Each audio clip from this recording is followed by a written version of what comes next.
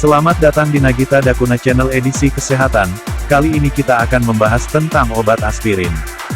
Aspirin adalah obat untuk meredakan nyeri, demam, dan peradangan.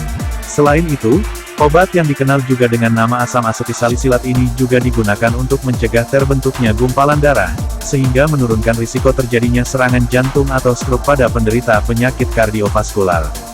Aspirin merupakan obat golongan antiinflamasi nonsteroid yang bekerja untuk mencegah pembentukan prostaglandin melalui jalur COX-1 inhibitor. Selain itu, obat ini juga bisa bekerja mencegah terbentuknya gumpalan darah atau antiplatelet.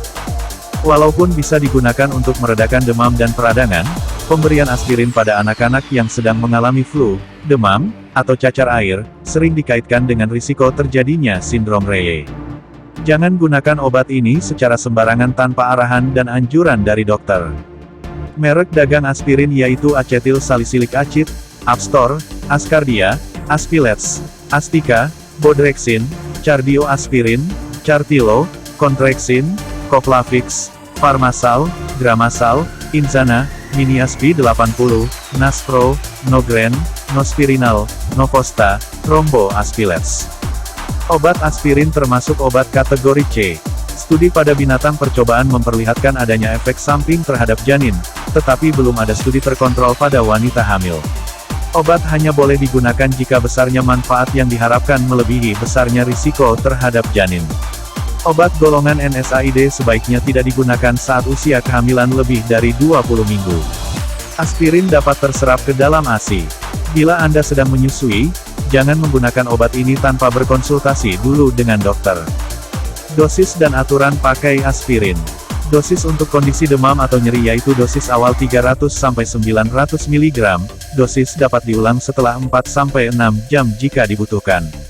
Dosis maksimal 4000 mg per hari. Dosis untuk kondisi stroke, angina pectoris, serangan jantung yaitu untuk pencegahan terjadinya kondisi tersebut dosisnya 150-300 mg. Dosis untuk kondisi penyakit rematik. Untuk gangguan rematik akut dosisnya 4000-8000 mg per hari dibagi menjadi beberapa dosis. Sementara itu, untuk kondisi kronis dosisnya 5400 mg per hari, dibagi menjadi beberapa dosis konsumsi. Untuk kondisi pencegahan penyakit kardiovaskular pada pasien dengan risiko tinggi, dosis untuk pencegahan jangka panjang yaitu 75-150 mg sekali sehari. Untuk pencegahan jangka pendek, dosisnya 150-300 mg per hari. Interaksi obat aspirin dengan obat lainnya. 1. Peningkatan risiko terjadinya perdarahan atau luka pada saluran pencernaan jika digunakan dengan kortikosteroid atau OAINS lain, seperti ibuprofen. 2. Peningkatan risiko terjadinya kerusakan sel darah jika digunakan bersama metotrexate. 3. Peningkatan risiko terjadinya perdarahan jika digunakan bersama obat pengencer darah yang lain, seperti heparin, warfarin, penindion, clopidogrel, atau dipiridamol.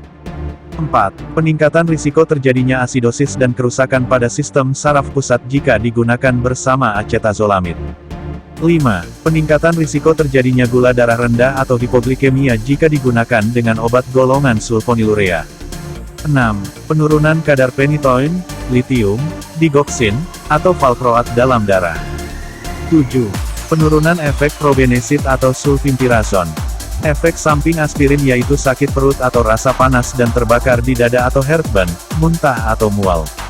Efek samping serius aspirin yaitu mudah memar, mimisan, atau gusi berdarah, hilang nafsu makan, urin berwarna gelap, penyakit kuning, atau lelah yang tidak biasa, perdarahan saluran pencernaan yang bisa ditandai dengan sakit perut yang sangat berat, muntah berwarna hitam, atau BAB berdarah, jarang berkemih atau jumlah urin yang keluar sangat sedikit. Konsultasikan ke dokter jika efek samping tak kunjung reda atau justru semakin memburuk. Salam sehat, sampai jumpa di video selanjutnya. Terima kasih.